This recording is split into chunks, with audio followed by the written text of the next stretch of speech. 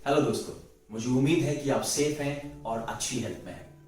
आज हम जो लेसन सीखेंगे वो किसी ऐरे गहरे व्यक्ति से नहीं है, ये किसी ऐसे सेल्स पर्सन से नहीं है जो कि जिसको बहुत ही कम एक्सपीरियंस है। लेकिन आज जिससे हम सीखेंगे वो वर्ल्ड्स ग्रेटेस्ट सेल्स पर्सन कहलाते हैं। जी हाँ, इनका नाम Guinness book of world record में दर्ज है।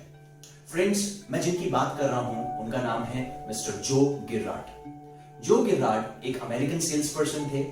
इन्होंने 13,000 के करीब शेवरले की कार्स बेची 1963 से लेकर 1978 के बीच में। जी हाँ, इन 15 साल के ड्यूरेशन में इन्होंने करीब 13,000 कार बेची। अगर आप इसका एवरेज भी निकालेंगे तो करीब 2.37 एक एवरेज आता है। मतलब इन्होंने हर दिन करीब 2 कारें बेची हैं। ये कैसे हुआ? जब मैं इनकी बुक पढ़ रहा था तब मुझे मालूम हुआ इन्होंने 2-3 लेसन बहुत ही अच्छी तरीके से सिखाए हुए हैं। पहली चीज है वो है द आर्ट ऑफ प्रोस्पेक्टिंग। इनकी प्रोस्पेक्टिंग करने का तरीका, लोगों को ढूंढने का तरीका और फिर उनसे रिलेशनशिप बनाने का तरीका सच में बहुत ही अच्छा है। सो इन्होंने प्रोस्पेक्टिंग कैसे करी? एक दिन एक फ्यूनरल में गए थे और वहां पर जब वो फ्यूनरल में गए तो उन्होंने देखा कि इस व्यक्ति के फ्यूनरल में करीब 250 लोग आए हैं।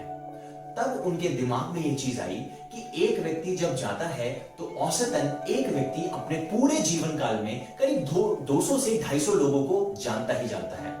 तब उनके दिमाग में ये चीज आ गई और ठहर गई कि मुझे भी करीब 250 लोगों को ढूंढना है, और जब मैं 250 लोगों को ढूंढूंगा और उनको टारगेट करके उनसे रिलेशनशिप बिल्ड करूंगा और उनको अपने प्रोडक्ट और सर्विस के बारे में बताऊंगा, तो वो 250 लोग भी अपने अपने 250 लोगों को मेरे प्रोडक्ट और सर्विस के बारे में बताएंगे।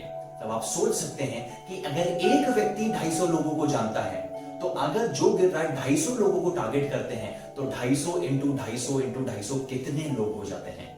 यही तरीका उन्होंने अपनाया। और दूसरी चीज जो उन्होंने करी, जब भी अमेरिका में कोई भी इवेंट आता है, जैसे वहां पर 4 जुलाई को इंडिपेंडेंस डे मनाया जाता है, जब भी किसी की बर्थडे आती है, एनिवर्सरी आती है या कोई एक एनुअल फंक्शन क्रिएट किया जाता है या फिर मनाया जाता है, हमेशा कोई ना कोई ऐसी एनिवर्सरी, बर्थडेज या इवेंट्स पे, चाहे वो नेशनल हो, इंटरनेशनल लेवल का हो, वो हमेशा अपने प्रोस्पेक्ट्स और अपने कस्टमर्स को कोई ना कोई लेटर भेजते थे, कोई ना कोई कार्ड भेजते थे, जिससे उनके प्रोस्पेक्ट्स, उनके कस्टमर्स उनको रिमाइंड कर सके। अब ये हर कोई नहीं कर पाता है, लेकिन जो गिर्रार्ड ने किया। अब होता क्या था, जब भी उनके कस्टमर्स उनके बर्थडे ग्रीटिंग्स को या एनिवर्सरी ग्रीटिंग्स को पढ़ते थे या किसी इवेंट के ऊपर वो किसी कार्ड को पढ़ते थे तो उनको याद आती थी जो गिर्रार्ड की। अगर मान लीजिए कि मैंने जो गिर्रार्ड के कार्ड को पढ़ा है, तो अगर मुझे या मेरे किसी परिवार में कार की जरूरत होगी तो मैं किसको बोलूंगा? मैं जो गिर्रार्ड का रेफरेंस उनको दूंगा। इसी तरीके से उन्होंने प्रोस्पेक्टिंग की आर्ट को मास्टर किया, और क्योंकि उन्होंने प्रोस्पेक्टिंग की आर्ट को मास्टर किया, उन्होंने सेलिंग की इस आर्ट को मास्टर किया। और दोस्तों, इनका नाम Guinness book of world record में दर्ज है। और हम बात कर रहे हैं वर्ल्ड की ग्रेटेस्ट सेल्स पर्सन की, जिन्होंने कई साल तक सेलिंग इंडस्ट्री में रूल किया, और ये अमेरिकन सेल्स पर्सन है। मेरा एक चैलेंज आपके ऊपर है और मैं आपको एक चैलेंज देना चाहता हूं। क्या जो गिर्रार्ड ने किया, क्या हम अपनी इंडस्ट्री में नहीं कर सकते हैं?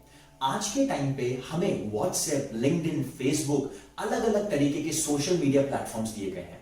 हम प्रोस्पेक्ट्स के साथ, हमारे कस्टमर्स के साथ एक अच्छी रिलेशनशिप बना के, उनको वैल्यू देकर, जब भी कुछ भी ऐसी बर्थडे ग्रीटिंग्स या कहीं पर भी ऐसी कोई फंक्शंस होते हैं, उनको इनवाइट करें, उनको मैसेजेस भेजें और उनके साथ एक लॉन्ग टर्म रिलेशनशिप बना के रखें।